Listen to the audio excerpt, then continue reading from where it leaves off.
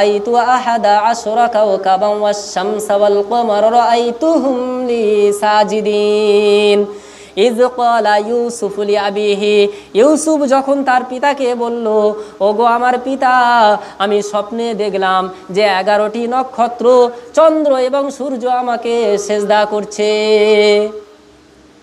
তার পিতা বলছে, লা তাকসুসু রুইয়াকা আলা ইখওয়াতিকা ফায়াকিদু লাকা কাইদা ইন্না শাইতানা লিল ইনসানি আদুউম মুবিন। এ আমার পুত্র কলিজার টুকরা ইউসুফ, তুমি যে স্বপ্নটা দেখেছো, খবরদার খবরদার, ওই স্বপ্নটা তোমার 11টা যে ভাই আছে তাদের কাছে বর্ণনা করবে না। ইন্না শাইতানা লিল ইনসানি আদুউম মুবিন, শয়তান মানুষের প্রকাশ্য শত্রু। শয়তানের প্ররোচনায় করে তারা হিংসা বশত, ঈর্ষা বশত হে ইউসুফ তোমাকে ক্ষতি করার চেষ্টা করতে পারে।